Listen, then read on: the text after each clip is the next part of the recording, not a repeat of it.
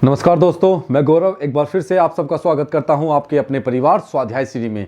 दोस्तों, जैसा कि आप जानते हो कि ये क्लास होती है रोज शाम को 8 बजे और इसमें चलती है हमारी क्वेश्चन आंसर की सीरीज। जो यूपी में पूछे गए क्वेश्चन हैं, सभी के सभी यूपी में पूछे गए क्वेश्चन है। कुछ क्वेश्चन इसमें यूपीएसआई के आ जाते हैं बीच में और कुछ क्वेश्चन इसमें आ जाते हैं आपके किसके, कुछ क्वेश्चन अदर पेपर से आ जाते हैं। लेकिन अगर बात करता हूं मैं 30 में से लगभग 24 से 25 क्वेश्चन यूपी के होते हैं। तो जैसे ही आप सुबह 9 बजे हिंदी की क्लास लेते हो, उसके तुरंत बाद शाम को आप अपना प्रैक्टिस सेट लगाइए ताकि आपको पता चल जाए कि जो आप पढ़ रहे हो वो आपके कितने काम का है, वो एग्जाम में आता भी है या नहीं आता। तो आइए शुरू करते हैं। इसी के साथ पहले क्वेश्चन की शुरुआत करते हैं हम। और पहला क्वेश्चन क्या कहता है?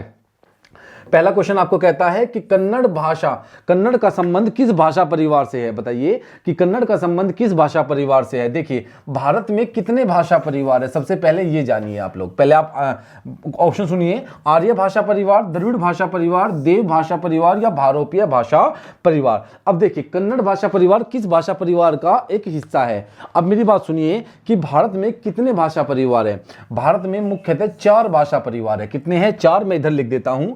नंबर 1 पर है आपका कौन सा भाषा परिवार है? भारोपीय भाषा परिवार। कौन सा? भारोपीय क्या है? भारोपीय भाषा परिवार। ठीक है, भारोपीय भाषा परिवार, या हम इसे बोलते हैं इंडो यूरोपियन। क्या बोलते हैं? Indo European.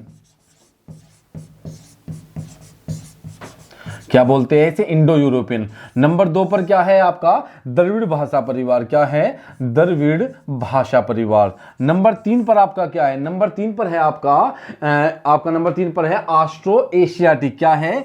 Austro Asiatic.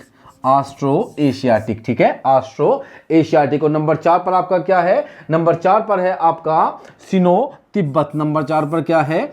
सिनो तिब्बत। तो भारत में मुख्यतः कितने भाषा परिवार है? भारत में मुख्यतः 4 भाषा परिवार। कौन कौन से? भारोपीय, जिसे इंडो यूरोपियन भी कहते हैं, द्रविड़ भाषा परिवार, ऑस्ट्रो एशियाटिक भाषा परिवार और सिनो तिब्बत। भारत में सबसे ज्यादा आपकी भारोपीय परिवार की भाषा बोली जाती है, जिस भाषा परिवार में आपकी हिंदी भी आती है। हिंदी,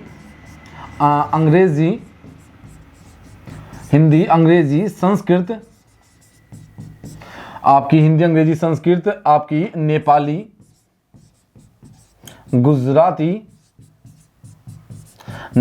गुजराती, बंगला, बिहारी, उड़िया, ये सभी कहां पे आती है? ये सभी की सभी भाषाएं आपके भारोपीय परिवार के अंतर्गत बोली जाती है। किसके? भारोपीय परिवार के अंतर्गत बोली जाती है। भारत में लगभग 78% लोग भारोपीय भाषा परिवार को बोलते हैं। तो ठीक है, अब देखते हैं हम लोग कि कन्नड़ किस भाषा परिवार का एक अंग है। तो कन्नड़ जो है वो द्रविड़ भाषा परिवार का एक अंग है, जो भारत में दूसरे नंबर पर सबसे ज्यादा बोली जाती है। अगर मैं तेलुगु, तमिल और मलयालम, इसकी अन्य भाषा की अगर बात करूं तो इसमें है आपकी तेलुगु, तमिल और मलयालम।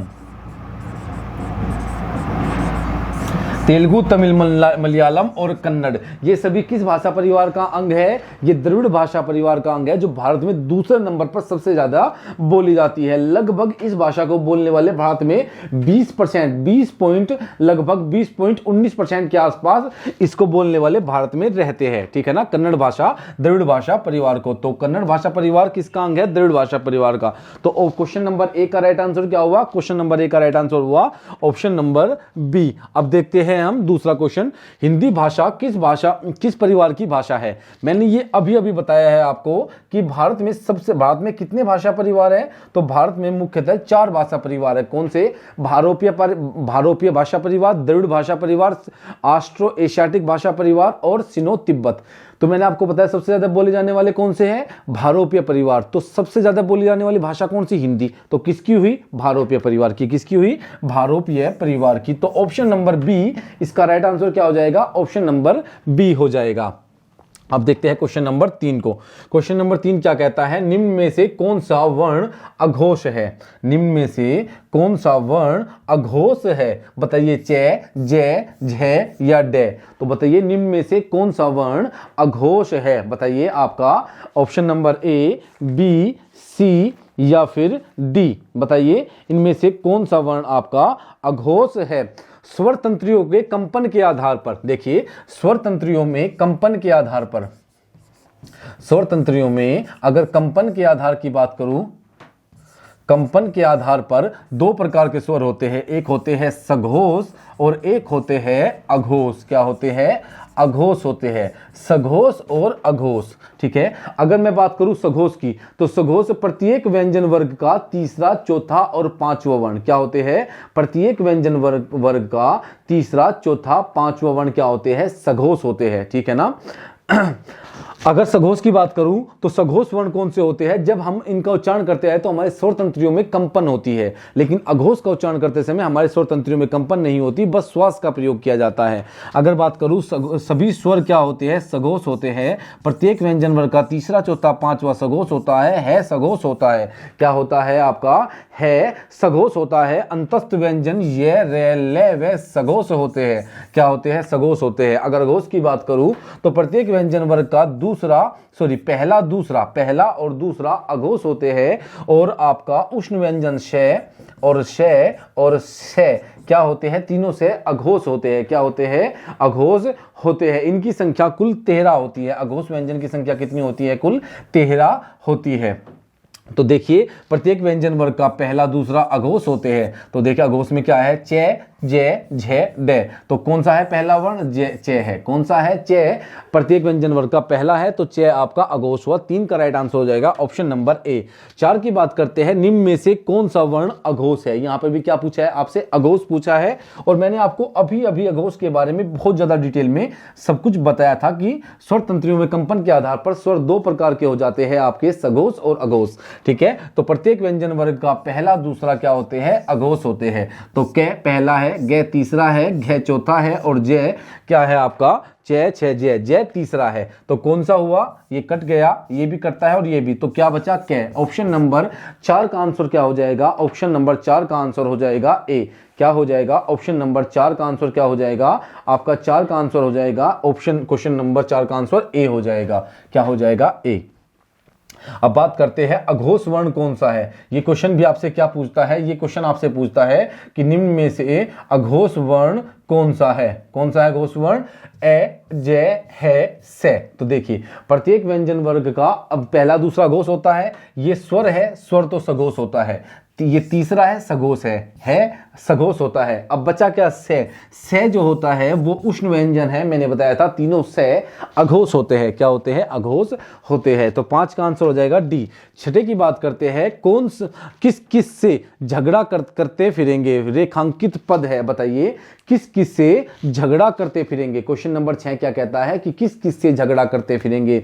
इसमें जो रेखांकित पद है ये क्या है? ये संज्ञा है, विशेषण है, क्या है? संज्ञा है, विशेषण है, स्वरनाम है या फिर आपका परिविशेषण है? क्या है? संज्ञा है, स्वरनाम है, विशेषण है या फिर आपका क्या है? परिविशेषण है। क्या है? परिविशेषण है। तो देखिए किस किस से झगड़ा करूं, तो किस किस से, तो क्या है? ये स्वरनाम है। क्या है? स्वरनाम। वो भी कौन सा? प्रश्नवाचक स्वरनाम। कौन सा? प्रश्नवाचक स्वरनाम। और स्वरनाम के कितने प्रकार होते हैं? स्वरनाम के 6 प्रकार होते हैं। कितने प्रकार होते हैं? स्वरनाम के 6 प्रकार होते हैं। अगर आपको जानना है कौन कौन से, तो सुबह 6 बजे हमने जस्ट अभी हमारा चला हुआ है विशेषण, और विशेषण से जस्ट पहले हमने शुरू किया था, अभी खत्म किया था क्या? स्वरनाम। तो आप सुबह 9 बजे जाइए और हिंदी की क्लास लीजिए। बहुत अच्छे से क्लास चला आपके लिए की जा रही है, बहुत अच्छे से, बहुत मेहनत के साथ आपको पढ़ाया जाता है। एक एक टॉपिक बड़े धीरे धीरे पढ़ाया जा रहा है ताकि आप लोगों को कोई दिक्कत ना हो। तो जाइए और देखिए स्वरनाम के 6 प्रकार कौन कौन से और कितनी डीपली आपको पढ़ाया जाता है, कितनी अच्छे से आपको पढ़ाया जाता है। और हाँ दोस्तों, सुबह 6 बजे आपको रोज डेली करंट अफेयर की क्लास लेनी है, क्योंकि मैडम बहुत अच्छे से आपकी करंट अफेयर की क्लास कराती है। और करंट अफेयर का मतलब है स्टैटिक जीके साथ में कराती है मैडम। देखिए 10 क्वेश्चन आपसे वो एग्जाम में नहीं पूछेगा, जाहिर सी बात है। मैडम रोज 10 से 11 क्वेश्चन आपको रोज कराती है, 10 या 11 क्वेश्चन मैडम रोज कराती है करंट अफेयर के। ठीक है, उसके साथ मैडम आपको 30 प्लस स्टैटिक जीके के क्वेश्चन भी कराती है। और प्लस में हर दूसरे दिन या तीसरे दिन मैडम ने राज्यवार एक जंग चलाई हुई है आप लोगों के संग, अर्थात राज्य की एक सीरीज चलाई हुई है मैडम ने जो आप लोगों के बहुत काम की है। प्रत्येक राज्य में जो भी इंपॉर्टेंट चीजें है वो आपको मैडम अच्छे से समझाती है। तो 30 प्लस स्ट्रेटेजी के वे क्वेश्चन होते हैं जो हम भूल जाते हैं, जैसे विशेष अनुच्छेद हो गए या फिर आपका जितनी भी विशेष बातें हैं। तो जाइए और सुबह देखिए अच्छे से, सुबह 6 बजे, और मैडम बहुत अच्छे से आपकी कराती है बायोलॉजी की क्लास सुबह 8 बजे, बहुत मेहनत करती है और बहुत मैडम मतलब इतनी अच्छी लैंग्वेज में पढ़ाती है, बहुत सरल भाषा में मैडम पढ़ाती है आपको। तो जाइए और सुबह 8 बजे और 6 बजे डेली आपको करंट अफेयर की क्लास लेनी है। तो हमारा छठे का आंसर क्या हो गया? स्वरनाम। स्वरनाम भी कौन सा? प्रश्नवाचक स्वरनाम। क्वेश्चन नंबर 7 की बात करते हैं। निम्न में से स्वरनाम शब्द है, बताइए इनमें से स्वरनाम शब्द है, कौन सा है स्वरनाम शब्द? तो स्वरनाम शब्द है नींद, रोग, सफाई, कौन। तो निम्न में से स्वरनाम शब्द कौन सा है बताइए? तो कौन सा है? ऑप्शन नंबर डी आपका कौन। तो स्वरनाम के कितने प्रकार बताए हैं? 6, और ये कौन सा है? ये है प्रश्नवाचक स्वरनाम। अब मुझे ये कैसे पता चला? आपको भी जानने के लिए देखनी होगी सुबह 9 वाली क्लास, सुबह 9 बजे हिंदी की क्लास आपको देखनी होगी, ये जानने के लिए कि कौन सा स्वरनाम कौन सा होता है, पहचान क्या होती है।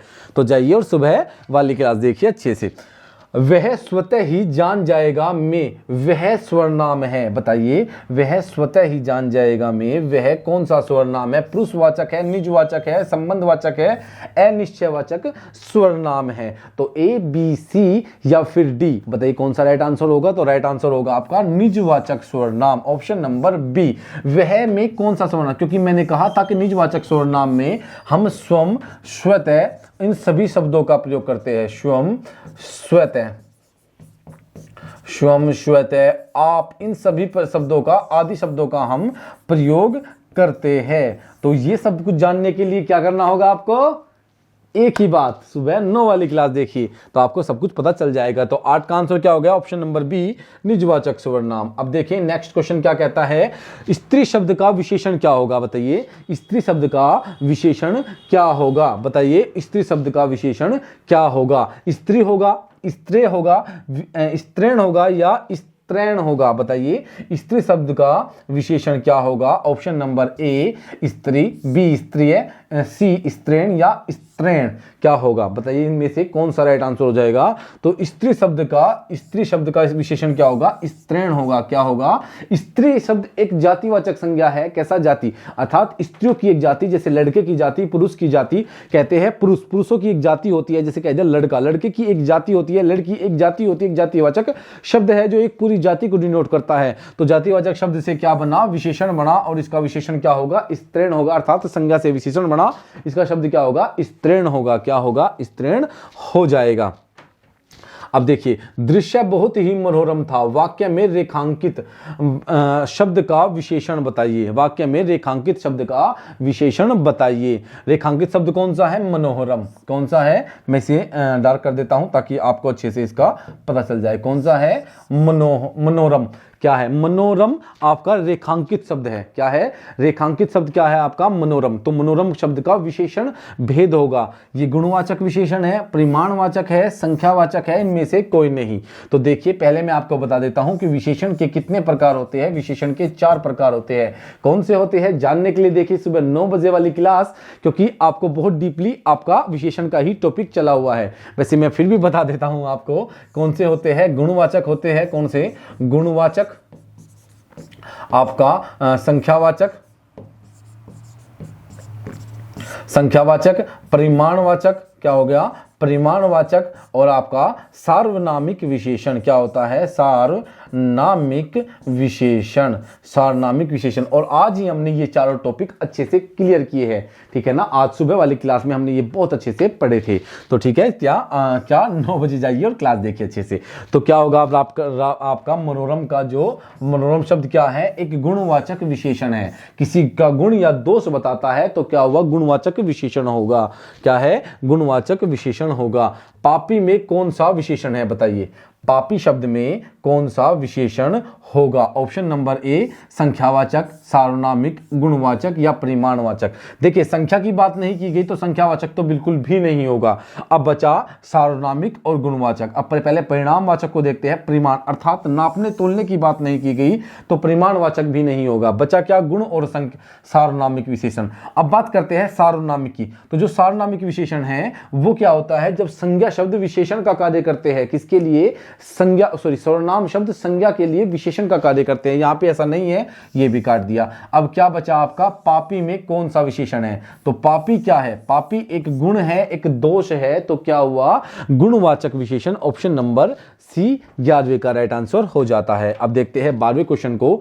निम्नलिखित वाक्यों में से एक में संयुक्त क्रिया का प्रयोग हुआ है। क्या हुआ है? संयुक्त क्रिया का प्रयोग हुआ है।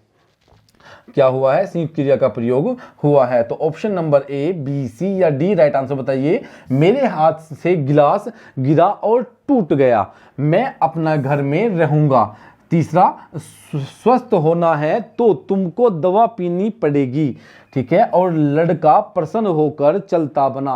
किसमें संयुक्त क्रिया का प्रयोग नहीं हुआ है? क्या नहीं हुआ है? तो बताइए ए, बी, सी या डी। देखिए जो क्रिया दो या दो से अधिक क्रियाओं के योग से बनती है उसे क्या कहते हैं? उसे संयुक्त क्रिया कहते हैं। ठीक है, आप लोग समझिए इस बात को कि जो क्रिया दो या दो से अधिक क्रिया के योग से बनती है उसे क्या कहते हैं? उसे संयुक्त क्रिया कहते हैं, जिसमें पहली क्रिया आपकी मुख्य होती है और दूसरी क्रिया उसकी विशेषता प्रकट करती है। ठीक है, जैसे मैं बता देता हूं, जैसे आपका टूट पड़ा,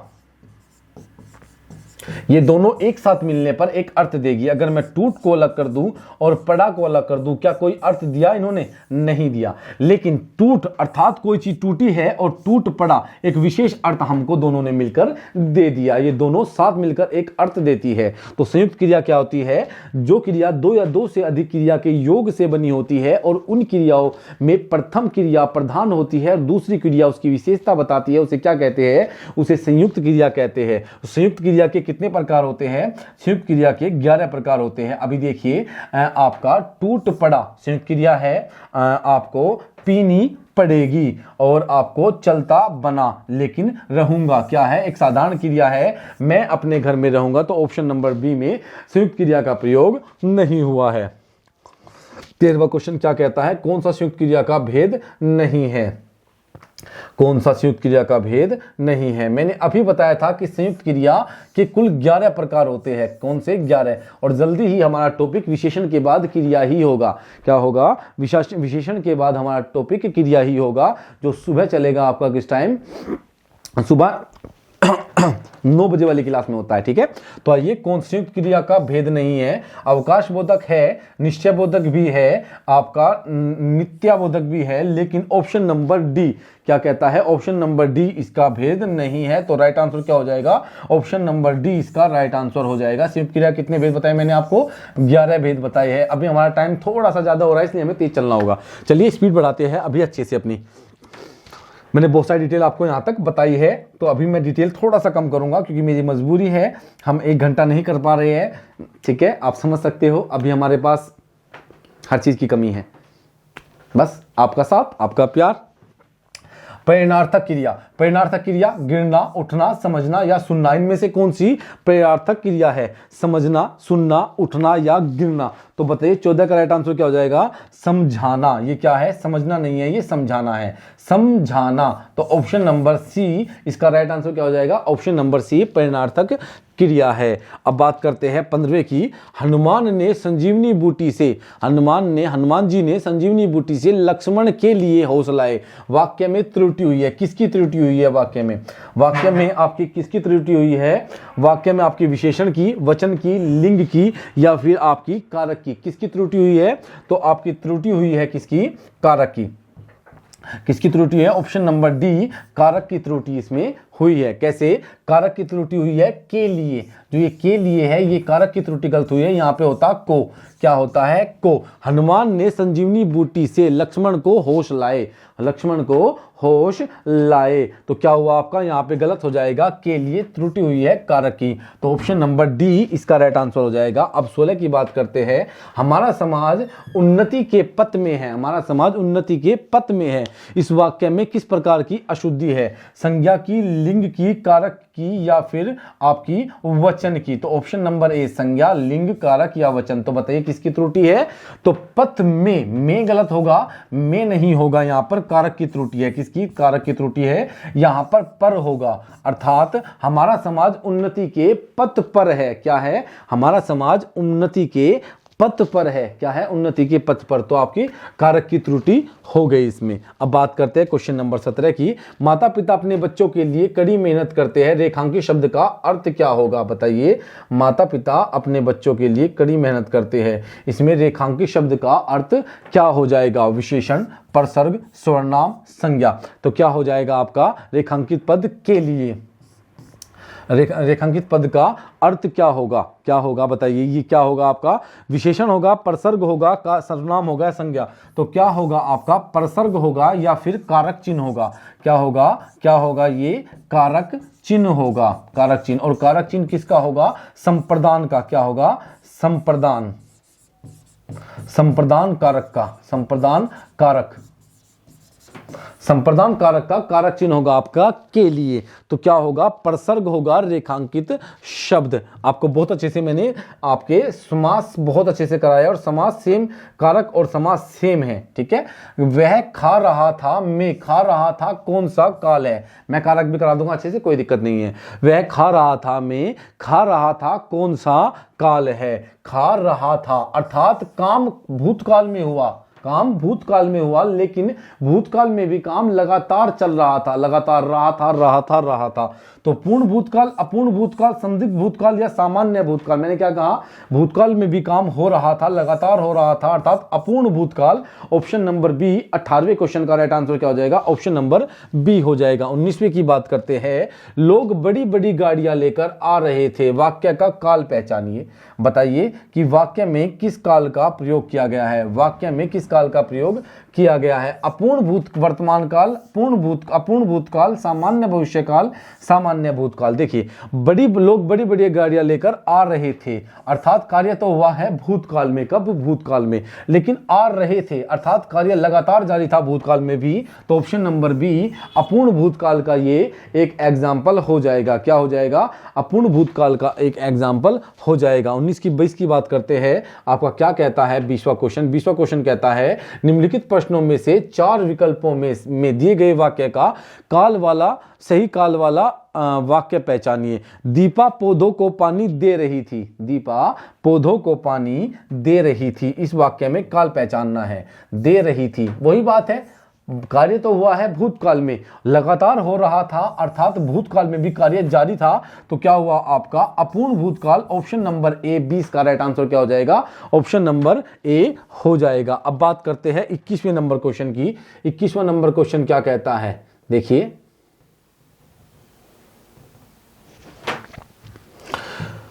21वें नंबर क्वेश्चन क्या कहता है कि कर्म वाच्य में प्रधान होता है। बताइए, वाच्य कितने प्रकार के होते हैं? वाच्य 3 प्रकार के होते हैं। कितने प्रकार के होते हैं वाच्य? वाच्य 3 प्रकार के होते हैं। सॉरी, ठीक है, चलिए अच्छे से पढ़ते हैं अभी कि वाच्य कितने प्रकार के होते हैं। वाच्य 3 प्रकार के होते हैं, कर्तवाच्य, कर्मवाच्य और भाववाच्य। अर्थात वाक्य में जिस चीज की प्रधानता होती है उसी के उसमें अगर कर्ता की प्रधानता है तो कर्तवाच्य, कर्म की प्रधानता है कर्मवाच्य, और भाव की प्रधानता है तो भाववाच्य। यहां पर क्या गया है? कर्मवाच्य में प्रधानता होता है, तो क्या होता है? कर्ता, भाव, विचार, कर्म। तो क्या होगा? ऑप्शन नंबर डी आपका कर्म की प्रधानता होती है। अब 22 की बात करते हैं। जिस वाक्य में कर्म के अनुसार क्रिया में परिवर्तन होता है उस वाक्य को कहते हैं। क्या कहते हैं?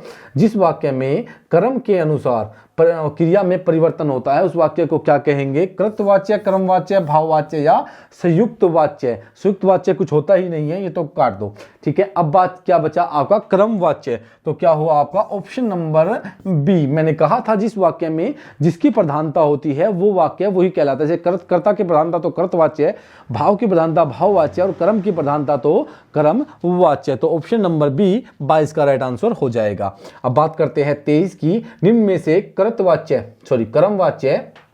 का उदाहरण कौन सा है? निम्न में क्रमवाच्य का उदाहरण कौन सा है? पत्र लिखा जाता है, पत्र लिखा जाता है। और क्या है आपका? पत्र लिखा जाता है, राम पुस्तक पढ़ता है, सीता पत्र लिखती है, मुझसे बैठा नहीं जाता। तो क्या होगा आपका राइट आंसर? ए, बी, सी या फिर डी। पत्र लिखा जाता है, राम पुस्तक पढ़ता है, सीता पत्र लिखती है, मुझसे बैठा नहीं जाता। अब देखिए, जब कर्तवाच्य की प्रधानता होती है, कर्ता की प्रधानता होती है, तो कर्ता का लिंग बदलने पर क्रिया भी बदल जाती है। जैसे ही मैंने कहा राम पुस्तक पढ़ता है, क्या करता है? पढ़ता है। लेकिन जैसे मैंने कहा सीता पुस्तक पढ़ती है, तो कर्ता को बदला तो क्रिया भी बदल गई, अर्थात ये क्या है? कृतवाच्य है। क्या है? ये कृतवाच्य है। ठीक है, हमसे पूछा है क्रमवाच्य, सीता पत्र लिखती है, तो मैंने कहा सीता पत्र लिखती है, राम पत्र लिखता है, तो इसका मतलब ये क्या है? लिंग बदलने पर क्रिया भी बदल जाती है। ये क्या है? कृतवाच्य।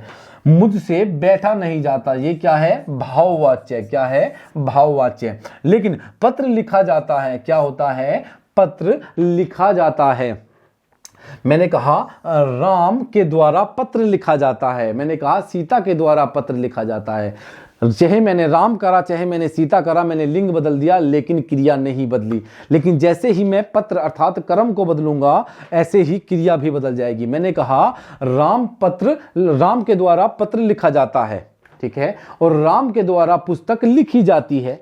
जैसे ही मैंने कर्म को बदला, पत्र की जगह पुस्तक किया, ऐसे ही क्रिया बदल गई। तो क्या हुआ? ऑप्शन नंबर ए इसका राइट आंसर क्या हो जाएगा? ये आपका किसका उदाहरण है? कर्मवाच्य का उदाहरण है। किसका? कर्मवाच्य का उदाहरण है। अब बात करते हैं 24वें क्वेश्चन की। कौन सा समुच्चय बोधक अव्यय नहीं है? कौन सा समुच्चय बोधक अव्यय नहीं है? दोस्तों, टाइम की कमी की वजह से ज्यादा डिटेल अब मैं नहीं बता पाऊंगा, उसके लिए मैं पहले ही आप लोगों को सॉरी बोल देता हूं। सॉरी दोस्तों, 3-4 क्वेश्चन रह रहे, मैनेज कर लो क्योंकि टाइम बहुत आगे निकल गया है, फिर बंद हो जाएगा नहीं तो सब कुछ। सॉरी। देखिए, कौन सा समुच्चय बोधक अव्यय नहीं है? अर्थात एतेव अथवा आजन्म समुच्चय बोधक अव्यय नहीं है। कौन सा? आजन्म नहीं है। क्या नहीं है? आजन्म नहीं है। क्या नहीं है? आजन्म नहीं है। समुच्चय बोधक अव्यय कौन से होते हैं? एक वाक्य का संबंध दूसरे वाक्य से करते हैं, उन्हें क्या कहते हैं? समुच्चय बोधक अव्यय कहते हैं। जैसे सूरज निकला और चिड़िया चहचहाने लगी, सूरज निकला और चिड़िया चहचहाने लगी, क्या है? समुच्चय बोधक अव्यय है। एक वाक्य का संबंध दूसरे वाक्य से करा रहा है। निम्नलिखित में से अव्यय है, बताइए अव्यय कौन से होते हैं? अव्यय वे शब्द होते हैं जिन पर किसी भी प्रकार से कोई परिवर्तन नहीं होता, जो लिंग क्रिया जिन पे काल का, क्रिया का, कारक का कोई परिवर्तन नहीं होता, वे हमेशा सेम रहते हैं। जैसे प्राचीन का क्या हो जाएगा? नवीन हो जाएगा, अर्थात ये बदल गया। मोटे का क्या हो जाएगा? पतला हो जाएगा। बिल्कुल सही बात है। गरीब का क्या हो जाएगा? गरीब का अमीर हो जाएगा। लेकिन और नहीं बदलता, किसी भी रूप में नहीं बदलेगा। तो और क्या है आपका? अव्यय है। क्या है? अव्यय शब्द है। अथवा व्याकरण की दृष्टि से क्या है? अथवा व्याकरण की दृष्टि से क्या है? अथवा जो है वो व्याकरण की दृष्टि से अव्यय है। क्या है आपका? अव्यय है। क्या है? अव्यय। और अव्यय भी कौन सा है? समुच्चय बोधक है। समुच्चय बोधक। अथवा जो है समुच्चय बोधक है। समुच्चय बोधक है, ठीक है, समुच्चय बोधक अव्यय है। ठीक है, क्या है? ऑप्शन नंबर डी 26वें का राइट आंसर हो जाएगा। अब देखिए 27वां क्वेश्चन क्या कहता है। 27वां क्वेश्चन कहता है आपको कि गोबर का तत्सम क्या होगा? गोबर का तत्सम रूप क्या हो जाएगा? तो गोबर का तत्सम रूप क्या हो जाएगा? ऑप्शन नंबर ए, बी, सी या फिर डी। गुर्बर, गोमय, गहनर और गुब्बर। तो क्या हो जाएगा? गोमय। तो क्या हो जाएगा? ऑप्शन नंबर बी, गोमय या गोमल। क्या हो जाएगा? गोमय या गोमल हो जाएगा। क्या हो जाएगा? गोमय या गोमल हो जाएगा। 28वें की बात करते हैं। 28वां क्या कहता है? निम्न में से गेहूं का तत्सम रूप क्या होगा? बताइए, निम्न में से गेहूं का तत्सम रूप क्या हो जाएगा? गृध्र, गोधूम, गो या ग्रंथि। तो क्या हो जाएगा? ऑप्शन नंबर ए, बी, सी या डी। बताइए, तो गेहूं का जो तत्सम रूप होगा ये क्या है? ये है आपका तद्भव, तद्भव वे शब्द होते हैं जो संस्कृत से हिंदी में आए और रूप बदल गया, और तत्सम वे होते हैं जो संस्कृत से हिंदी में आए और ज्यों के त्यों बने रहे। तो क्या हो गया, गोधूम होता है, गोधूम होता है तत्सम रूप। क्या हो जाएगा, गोधूम हो जाएगा तत्सम रूप। अब बात करते हैं आज का लास्ट क्वेश्चन। निम्न में दिए गए विकल्पों में से तत्सम शब्द का चयन करिए, तत्सम शब्द का चयन करिए। निम्न में कौन सा तत्सम शब्द है? तो तत्सम शब्द कौन सा है आपका? अभी पढ़ा है गोधूम। क्या हो जाएगा, पड़ोसी का तत्सम क्या हो जाएगा, पड़ोसी का हो जाएगा प्रतिवेशी। क्या हो जाएगा, प्रतिवेशी हो जाएगा। ठीक है, बहू का वधू हो जाएगा वधू, और शहीद जो है वो अरबी शब्द है। कैसा शब्द है, एक विदेशी शब्द है अरबी। तो आज के लिए हम यहीं रखेंगे दोस्तों, यहीं तक रखेंगे। मैं सॉरी बोलता हूं, बहुत स्पीड से बताना पड़ा लास्ट में आके, तो क्योंकि टाइम की कमी है, अभी 30 सेकंड मात्र हमारे पास है, तो उसके लिए सॉरी दोस्तों। शहीद अरबी शब्द है, ठीक है। तो दोस्तों आज के लिए सॉरी, लेकिन कंप्लीट होते हैं हमारे यहीं पर, और सुबह 6 बजे आपको डेली आना है, मैडम की करंट अफेयर की क्लास लेनी है। आप हमें फॉलो कर सकते हैं ट्विटर पर, इंस्टाग्राम पर, फेसबुक पर, और इस क्लास का लिंक, इस क्लास की जो पीडीएफ है वो आपको मिलेगी टेलीग्राम ग्रुप पर। तो टेलीग्राम से जुड़ने के लिए हमें फॉलो करिए, नीचे डिस्क्रिप्शन में लिंक दिया हुआ है, वहां पे आपको पीडीएफ मिल जाएगी। धन्यवाद।